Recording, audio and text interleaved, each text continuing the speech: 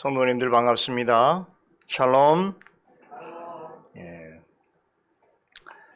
한 주 만에 뵙게 됐습니다. 오늘 우리 함께 나눌 시편 말씀 보겠습니다. 시편 140편, 방금 찬송하신 140편 1절부터 13절까지 한 목소리로 읽도록 하겠습니다. 여호와여, 악인에게서 나를 건지시며 강포한 자에게서 나를 보존하소서. 저희가 중심에 해하기를 꾀하고 싸우기 위하여 매일 모이오며 뱀같이 그 혀를 날카롭게 하니 그 입술 아래는 독사의 독이 있나이다. 여호와여, 나를 지키사 악인의 손에 빠지지 않게 하시며 나를 보존하사 강포한 자에게서 벗어나지 나게 하소서. 저희는 나의 걸음을 밀치려 하나이다. 교만한 자가 나를 해하려고 올무와 줄을 놓으며 길 곁에 그물을 치며 함정을 두었나이다. 내가 여호와께 말하기를 주는 나의 하나님이시니 여호와여, 나의 간구하는 소리에 귀를 기울이소서 하였나이다.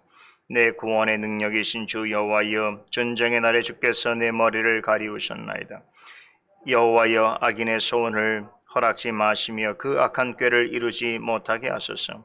저희가 자고할까 하나이다. 나를 내우는 자가 그 머리를 들 때에 저희 입술의 해가 저희를 덮게 하소서. 뜨거운 숯불이 저희에게 떨어지게 하시며 불 가운데와 깊은 웅덩이에 저희로 빠져 다시 일어나지 못하게 하소서. 악담하는 자는 세상에서 굳게 서지 못하며 강포한 자에게는 재앙에 따라서 패망케 하리이다. 내가 알거니와 여호와는 고난당하는 자를 신원하시며 궁핍한 자에게 공의를 베푸시리이다. 진실로 의인이 주의 이름에 감사하며 정직한 자가 주의 앞에 거하리이다. 아멘. 오늘 시편 140편의 표제어를 보시면 이 시는 다윗이 지은 것으로 소개하고 있습니다.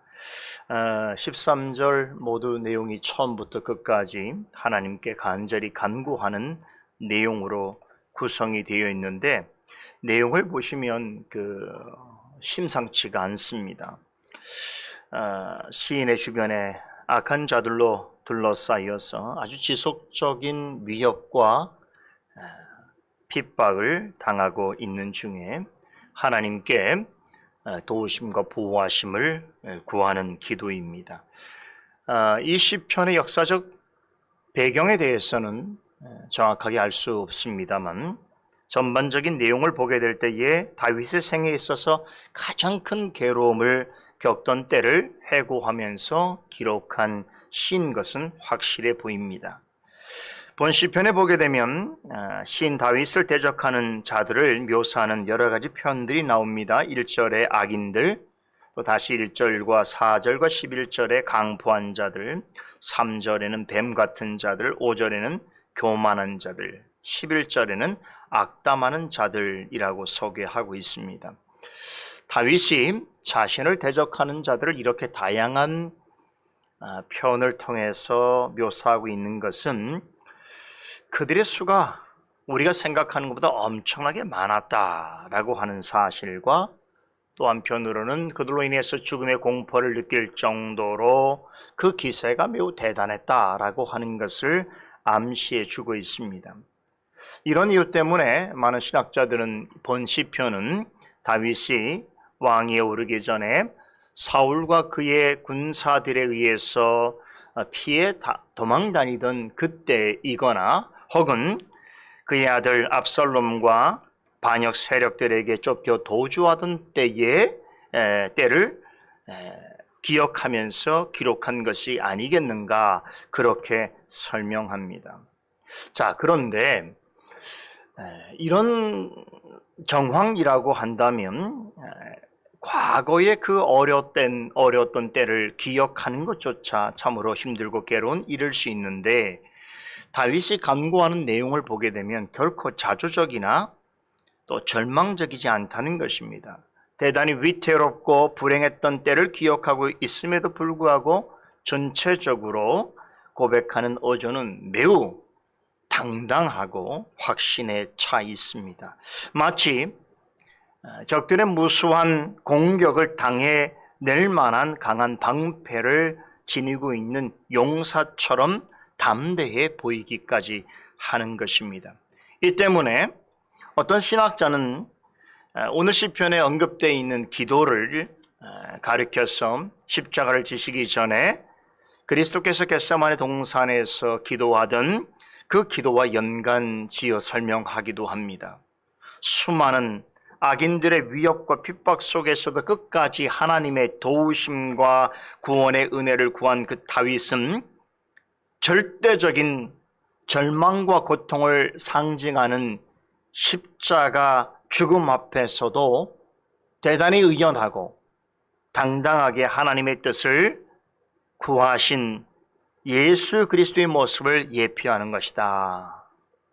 이런 설명에 저도 동의합니다. 자신을 죽도록 괴롭히고 위협한 원수들에 대해서 어떤 인간적인 힘과 방법으로 대항하지 아니하고 전적으로 하나님의 도우심과 그 판단에 맡기면서 하나님의 공의가 이루어지기를 간구하는 모습은 겟세마네 동산에서 하나님의 뜻을 구하신 예수님의 기도와 무척 닮아 있습니다.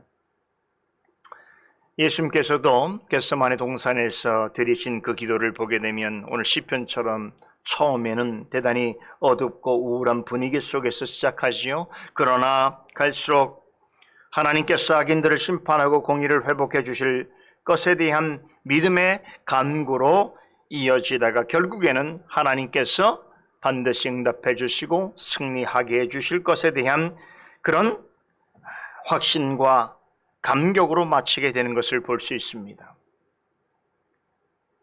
그런 점에서 오늘 시편은 무조건 시인이 원수들에게 당하는 괴로움과 고통을 호소한 그런 내용으로만 보기가 어렵습니다. 그가 경험하고 있는 현실은 대단히 불행하고 위태롭지만 그런 현실 속에서도 하나님 앞에 담대하게 기도할 수 있는 성도의 모습을 잘 드러내주고 있습니다. 본 시편의 전체 내용은 대부분 간구로 되어 있는데요. 구조상으로 보게 된다면 4번의 간구와 또 결론적으로 확신과 감사의 고백을 전하는 마지막 단락의 내용으로 구성되어 있습니다. 이렇게 5개의 단락으로 구분해 볼 수 있는데, 자, 먼저 첫째 우리 내용부터 보실까요? 1절에서 3절은 첫 번째 기도입니다. 또한 첫째 단락이기도 하지요. 이 시편은 매우 다급한 기도로 시작하는 것을 볼 수 있습니다. 시인이 하나님께 악인들과 광포한 자들로부터 자신을 건져주시고 보호해 주시기를 간청합니다. 시인은 자신을 괴롭게 하는 자들을 악인이면서도 강포한 자들이라고 말합니다. 여기서 악인이라고 하는 말은요, 무조건 어떤 악한 행동을 하는 그런 사람을 뜻하는 것이 아닙니다. 시편에서 말하는 악인이라고 하는 것은 하나님을 거부하고 하나님의 법을 조롱하는 사람들을 언급하는데요. 이 악인에 대한 가장 기초적인 정보가 시편 1편에 있지요. 시편 1편에 오직 여호와 율법을 즐거워하여서 그 율법을 주야로 묵상하는 자, 이 복 있는 자를 괴롭게 하는 자를 가리켜서 시인은 악인이라고 말하면서 그들은 오직 바람에 나는 겨와 같다라고 말하지요. 그러면서 결코 그들은 의인의 회중에 들지 못할 것이라고 표명하는데, 바로 그 악인이 오늘 본문에도 언급되어 있는 그런 종류의 사람입니다. 또 본 시편에 보면 반복해서 이들을 강포한 자라고 말하는데요. 강포라고 하는 말은 불법과 불의를 행하는 것을 말합니다. 여러분, 어떤 시대에 있어서 이렇게 자유롭게 불법과 불의를 행한다는 것은 다른 말로는 법과 권력을 제멋대로 휘두를 수 있는 권력을 가지고 있는 자들이다. 그것을 남용할 수 있는 위치에 있는 자들이란 뜻입니다. 즉, 사회적으로나 권력적으로 매우 높은 어떤 중요한 자리를 차지하고 있는 자들을 가리키는 것입니다. 2절과 3절은 그런 자들의 특징을 잘 묘사해 주고 있는데요. 저들의 마음은 늘 악한 것으로 가득 차 있어서 허구한 날 그 권력과 힘으로 뭘 합니까? 넘쳐나다 보니까 남을 괴롭히는 일을 생각하고요. 특히나 시인처럼 하나님을 믿고 따르는 자들을 어떻게 하면 공격하고 무너뜨릴까를 꾀를 내고 음모를 꾸미는데 이 일을 위해서 매일같이 모여든다고 말합니다. 그들의 입에서 나오는 말들은 독사의 독과 같습니다. 하나님을 믿는 자들을 향해서 그들은 끊임없이 속임과 저주와 악담 같은 독한 말들을 여과없이 쏟아낸다는 것이겠지요. 본문 2절과 3절의 시인을 괴롭게 하는 강포한 자들의 특징을 사도 바울은 이것을 포착해서 로마서 3장에서 하나님을 알지 못하는 악한 자들의 나타나는 특징으로 묘사합니다. 여러분 잘 아시는 로마서 3장 10절에 기록한 바 의인은 없나니 하나도 없으며 라고 시작하는 이 말씀은 바로 이 시편 구절을 인용한 것입니다. 그래서 하나님 앞에 죄인된 자들이 어떤 특징을 가지고 있는지를 쭉 설명하다가 그 부분에 보면 그 혀로는 속임을 베풀며 그 입술에는 독사의 독이 있고 그 입에는 저주와 악독이 가득하다라고 말하지요. 바로 오늘 본문 내용을 인용하여 서술한 것입니다. 하나님을 알지 못하는 자들이 믿는 자들을 향해서 쏟아내는 말들은 뭐와 같다고요? 뱀의 혀와 같다. 독사의 독과 같다는 것입니다. 그래서 아주 작은 양이라도 치명적일 수 있다는 것이 그만큼 날카롭고 파괴적입니다. 이런 말들은 그들이 얼마나 강포한 자들인가를 드러내주고 있습니다.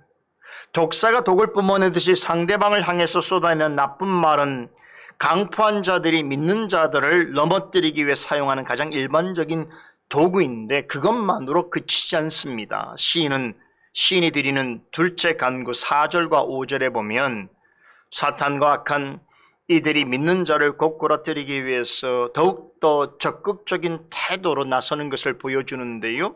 그건 단지 생각이나 음모로만 공격하는 것이 아니라 손을 뻗어서 상대의 목덜미를 잡고 발을 걸어서 넘어뜨려 하는 그런 물리적이고 폭력적인 힘을 사용해서 공격하기도 하고요. 또 때로는 사냥꾼처럼 짐승을 잡기 위해 다니는 길목에 함정을 만들어 놓고 그물을 쳐두듯이 아주 은밀하고 치밀한 방식으로 유인해서 깊은 함정에 빠뜨리기도 하는 것입니다.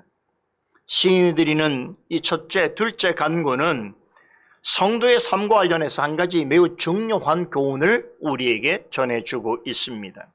영적인 관점에서 볼 때에 이 세상에서 믿는 자로서 살아간다는 것은 처절한 전쟁을 겪는 것과 같다는 것이지요. 자, 그런데 자세히 보게 되면 여러분, 지금 이 일을 당하는 시인이 뭐 큰 잘못을 행하거나 혹은 사람들에게 비난받을 만한 일을 했기 때문에 이런 고난을 당하는 것이 아닙니다.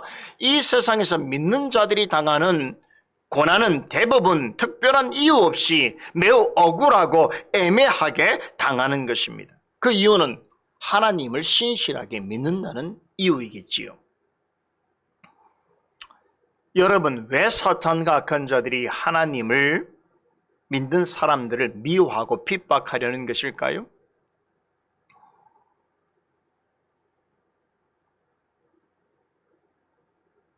하나님을 믿는 사람들이 보기 싫었어요. 그럴 수 있습니다. 그런데 예수님께서는 저들이 믿는 자들을 미워하고 핍박하는 근본적인 이유를 설명해 주십니다. 그것은 하나님을 미워하는 마음이 저들에게 있기 때문이라는 것입니다. 구약적 방식으로 말하면 그 마음에 하나님이 없다고 생각하기 때문입니다. 시편 14편과 51편 기자는 자기 마음에 하나님이 없다고 하는 자를 세상에서 가장 어리석은 인생이라고 합니다. 그러면서 이들의 심령은 심히 부패한지라 가증한 악을 행하고 하나님이 기뻐하시는 선은 조금이라도 행하지 않는다라고 지적합니다. 여러분, 우리는 사방에 하나님이 없다 하는 자들에 의해서 둘러싸여 살아가고 있습니다. 이들은 본성적으로 하나님을 미워하는 마음을 가졌기 때문에 하나님의 일을 대적할 뿐만 아니라 하나님의 백성을 미워하고 핍박합니다. 겉으로 보면 우리가 사는 세상은 참으로 평화롭고 안정적으로 보입니다. 그러나 영적인 관점에서 본다면 날마다 치열한 전쟁이 계속되어지고 있습니다. 우리가 사는 세상에는 마음에 하나님이 없다고 하는 사람들이 절대 다수를 이루고 있습니다. 하나님을 신실하게 믿는 자들과 교회를 향해서 이들은 항상 아주 날카롭고 공격적인 태도를 취합니다. 그래서 몇몇 교회와 신자들이 어떤 잘못을 했다고 한다면 득달같이 달려들어서 온 교회와 모든 성도를 비난하고 공격합니다. 뿐만 아니지요, 하나님을 신실하게 믿는 성도들과 교회들을 무너뜨리기 위해서 아주 은밀하게 유혹하고 손을 뻗어 넘어뜨리고 발을 걸어서 곧고라지게 하기 위해서 힘으로 밀어붙이기도 합니다. 이렇게 본질적으로 하나님의 백성과 교회를 향해서 부정적이고 공격적인 태도를 취하고 있는 자들이 득실되는 세상에서 여러분, 우리 믿는 자들이 대응할 수 있는 가장 적극적인 대응 방법은 뭘까요? 우리도 그들처럼 힘으로 말로 대항하여 싸우고 함정을 파고 음모를 꾸미고 해야 하는 것일까요? 놀랍게도 오늘 시인은 그런 자들이 홍수처럼 넘쳐나는 세상에서 우리 믿는 자들이 그런 자들을 대응할 수 있는 가장 확실한 방법은 기도라고 소개하고 있습니다. 시인은 매일같이 영적으로 전쟁터같이 위험하고 두려운 현실을 살아가고 있는 성도들이 이런 상황을 극복할 수 있는 신앙적 비결은 하나님을 간절히 찾는 기도에 있다는 것을 보여주고 있습니다. 셋째 강구는 6절과 7절에 나오는데요, 이제 시인은 주님을 나의 하나님이라고 고백하면서, 다시 말해서 하나님을 나의 모든 삶을 간섭하시 이끄시는 절대 주관자이시요 무한하신 능력으로 나의 구원을 이루시는 여호와 하나님이심을 인정하면서 하나님의 도우심을 구합니다. 7절에 보면 시인은 자신을 지속적으로 비난하고 공격하는 악한 자들에 의해서 둘러싸여 있는 삶의 현실을 뭐라 표현합니까? 전쟁의 날이라고 말해요. 여러분, 영적으로 우리는 날마다 전쟁 같은 삶을 살아가고 있다는 것을 인식하셔야 돼요. 영적으로, 좀 육체적으로 말고요. 그런 날들 속에서 자신이 지금까지 어떻게 살아남아 있게 되었는지를 말해줍니다. 뭐라고 그랬죠? 전쟁의 날에 주께서 내 머리를 가리우셨기 때문이라고 말합니다. 여기서 내 머리를 가려주셨다라고 하는 말은 모든 악한 자들의 공격으로부터 하나님께서 친히 막아주셨다라는 뜻이지요. 에베소서 6장에 보게 되면 영적 전쟁에 관한 묘사가 나오지요. 악한 자들이 믿는 성도들을 향해서 끊임없이 비난하고 공격하는 것을 뭐라고 묘사합니까? 마치 불화살을, 과거 고대 전쟁에서 먼 발치에서 먼저 불화살을 쏘는, 그래서 우리 개혁성경은 화전이라고 그러죠. 불화살을 마구 쏘아대는 것으로 묘사합니다. 여러분, 우리의 힘으로는 그것을 감당할 수가 없습니다. 매우 두려운 일이죠. 그래서 하나님께서 우리에게 전신갑주를 입혀주시고, 그리고 무엇보다 우리를 위해서 하나님께서 친히 최고의 방패가 되어주셨습니다. 그러기에 이 치열한 영적 전쟁터에서 믿는 자들은 지금까지 살아남을 수 있게 되는 것이고, 앞으로도 마침내 승리할 수 있게 되는 것입니다. 이런 믿음을 가지고 드리는 기도이기에 자신이 처해 있는 현실과 달리 후반부로 가면 갈수록 이 시인의 그 고백하는 어조는 대단히 담담하고 담대하며 확신에 넘칩니다. 참 이 기도의 힘이 여러분들이 참 어려운 중에 하나님께 나아가서 기도할 때요, 우린 연약하기 때문에 그 어려운 처지를 하나님 앞에 고백하고 도우심을 간구하는데, 때로는 마음속에 울컥울컥 나를 힘들고 괴롭게 하는 자들이 마음에 떠오를 때에 그들을 향한 하나님의 심판과 보복을 생각하면서도 놀랍게 기도를 깊이 하게 될 때에 우리 마음속에 담대함과 확신을 갖게 됩니다.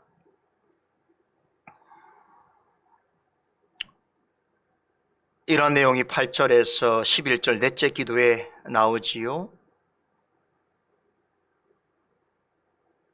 시인은 이제 단지 자신을 보호해달라고 하는 그런 간구에 그치지 않고 보다 큰 믿음을 가지고 적극적으로 기도하는데, 먼저 8절에서는 악한 자들이 갈망하는 것들을 허락하지 마시고 그들의 악한 계획이 모두 다 좌절되어지기를 간구합니다. 어떻게 이런 기도가 가능한가 하면, 하나님은 선하고 좋은 일에서뿐만 아니라 이처럼 자신이 처한 비참하고 불행한 현실 속에서도 그 일을 통하여 뜻하신 바를 이루시는 분이라고 하는 믿음을 그가 가지고 있기 때문입니다.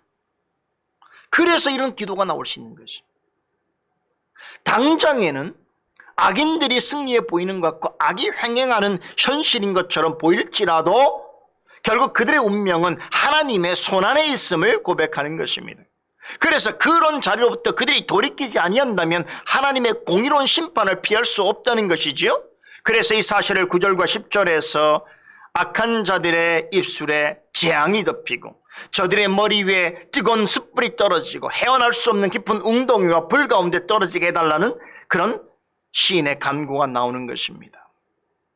여러분, 이게 재밌는 것이요, 아까는 그들이 불화살을 쏘듯이 믿는 자들을 괴롭히지 않았습니까? 그러나 그런 결과가 마치 소돔과 고모라에 떨어지는 그 불로 인해서 그들의 운명이 멸망하게 된 것처럼 그런 심판에 이르게 될 것을 예고하고 있습니다. 11절은 추가적으로 독을 품은 뱀같이 날카롭고 파괴적인 말들로 시인을 괴롭히고 공격하는 악한 자들이 맞이하게 될 무서운 심판 내용을 언급합니다. 저들은 세상에서 굳게 서지 못할 것이고 저들은 재앙을 받아 패망하게 될 것이라는 사실인데요, 여기서 세상에서 굳게 서지 못한다라고 하는 말은 궁극적으로 저들은 하나님의 나라에서 완전히 추방나갈 것이다. 결국 저들은 살아서나 죽어서나 하나님의 구원을 맛보지 못할 것이며 마지막 날에 영원한 정죄와 형벌이 그들을 기다리고 있을 것이다 라고 하는 것을 말하는 것입니다. 그렇게 함으로써 하나님의 공의로운 보응이 마지막 날에 반드시 드러나게 될 것이다 라는 뜻이죠. 여러분, 지금까지 시인이 간구한 내용들을 쭉 돌아보게 되면 예수님께서 우리에게 이렇게 기도하라고 가르치신 그 주요 기도의 한 부분이 생각납니다. 어떤 부분일까요? 우리를 시험에 들게 하지 마옵시고 다만 악에서 구하옵소서라고 하는 간구입니다. 이 기도는 이 세상을 살아가는 성도라면 누구나 겪게 될 중대한 한 가지 진실을 가르쳐주고 있습니다. 여러분, 믿는 자라도 언제든지 시험에 들 수 있고 악에 빠질 수 있는 환경 속에 살아가고 있다는 것을 우리는 부정할 수 없습니다. 성도는 하나님을 믿는다는 이유만으로도 사단과 악한 자들로부터 이유 없이 억울하고 애매한 비난과 공격을 받을 수 있습니다. 우리는 이런 영적인 현실을 무시하거나 부정해서는 안 됩니다. 하나님의 백성이라면 어떤 형태로든 사탄으로부터 시험을 받고 악한 자들로부터 공격을 받을 수 있습니다. 그래서 성도는 죽는 날까지 영적 전쟁으로부터 자유로울 수 없습니다. 그 때문에 늘 염려하고 근심될 수 있습니다. 그러나 이것을 극복할 수 있는 가장 좋은 방법을 주님께서 가르치셨습니다. 뭐라고 그러셨죠? 그러므로 하나님께 어떻게 간구하라고요? 나를 시험에 들지 말게 하시고 다만 악에서 구하여 주옵소서. 기도하라는 거예요. 그래서 이렇게 기도하라는 거예요. 본 시편은 하나님을 신뢰함으로 이렇게 간구하는 자에게 하나님께서 어떻게 하실 것인가 약속을 전하면서 마무리됩니다. 우리 다 같이 12절과 13절 한 목소리 읽어보지요. 내가 알거니와 여호와는 고난당하는 자를 신원하시며 궁핍한 자에게 공의를 베푸시리이다. 진실로 의인이 주의 이름에 감사하며 정직한 자가 주의 앞에 거하리이다. 하나님께서는 세상에서 하나님을 믿는 이유로 인하여서 고난당하는 자를 어떻게 하신다고? 신원해 주신다. 신원하다라고 하는 말은요, 전 참 좋은 표현을 생각해요. 좀 어려운 말입니다만 이런 뜻이에요. 편이 되어서 변호해 주신다라는 거예요. 하나님은 우리의 편이셔요. 이게 중요해요. 그리고 우리의 편에서 우리를 변호해 주셔요. 우리가 당하는 어떠한 애매한 고난, 억울한 핍박, 원인 없이 당하는 재앙에 대하여 하나님께서는 우리 편에서 우리를 변호해 주셔요. 그게 신원하신다라는 뜻이에요. 뿐만 아니죠. 영적으로 가난하여서 하나님을 전적으로 의지할 수밖에 없는 자를 위해서 공의를 반드시 드러내 주실 것입니다. 그로 인해서 어떻게 되는 것입니까? 성도는 하나님께 진실로 감사하게 될 것이고 정직한 마음으로 경배 드리는 자로서의 삶을 더욱 확신 있게 살아가게 될 것입니다. 여러분, 하나님은 신실하시고 공의로우십니다. 하나님께서는 우리가 세상에서 당하는 그 어떤 종류의 고난과 재난에 또한 우리가 흘리는 눈물과 고통을 결코 모른 척하지 아니하십니다. 지금 보기에는 우리가 이유 없이 고난당하고 재난 가운데 있다 할지라도 결국에는 그 일을 통하여 승리하게 하실 것입니다. 예수님의 겟세마네 동산에서의 기도가 보여주는 것이 바로 이것이 여러분, 십자가 죽음을 앞둔 예수 그리스도의 모습은 어떤 사람들에게는 실패한 메시아예요. 자기 자신도 구원하지 못하는 실패한 인생으로 보여졌을 것입니다. 더군다나 그를 구세주로 믿고 따른다는 자들은 더 어리석은 자들로 치부되었을 것입니다. 그러나 그런 수많은 비난과 혐오와 핍박 속에서도 십자가 죽음을 앞두고 하나님의 뜻을 찾는 예수님께서 결국은 어떻게 되셨습니까? 십자가에서 승리하셨습니다. 여러분, 십자가보다 더 억울하고 더 큰 고난이 있습니까? 그럼에도 우리는 날마다 우리를 대적하는 자들에 의해서 둘러싸여 있고 그들로부터 크고 작은 어려움을 겪고 있으며 영적인 전쟁을 치르며 살아가고 있습니다. 이러한 현실 속에서 오늘 이 시편 우리에게 중대한 신앙적인 도전을 줍니다. 우리가 이런 현실을 극복할 수 있는 가장 좋은 방법은 그리스도께서 겟세마네 동산에서 십자가 앞에서 조차 하나님의 뜻을 구하며 하나님을 찾았듯이 우리 역시 이런 삶 속에서 하나님을 신뢰하고 하나님을 찾고 부르짖는다면 반드시 하나님께서 우리를 구원하실 뿐만 아니라 우리로 하여금 슬픔이 희락으로 변하여 하나님을 감사하고 찬송하는 삶이 되게 하여 주실 줄로 믿습니다. 오늘도 그러한 마음으로 하나님 앞에 나와 감사하며 찬송하는 우리가 되십시다. 기도하겠습니다. 거룩하신 하나님, 우리가 사는 세상의 현실이 어떠함을 오늘 시인의 삶을 통하여 분명히 보여 알게 하여 주심을 감사드리옵나이다. 그럼에도 불구하고 시인이 하나님을 찾고 간구함으로써 그 큰 고난과 어려움 가운데서도 하나님을 향한 감사와 찬송의 고백을 내어놓았던 것처럼 우리의 삶도 시인의 삶과 별반 다르지 아니한 것을 깨닫사오니 우리의 삶이 어떠할지라도 우리와 늘 함께 하시고 그 신실하심과 공의로우심을 드러내심으로 우리를 승리하게 하실 하나님만 의지하고 하나님만을 바라며 그런 하나님을 경배하며 감사하고 찬양하는 저희들이 되게 하여 주시옵소서.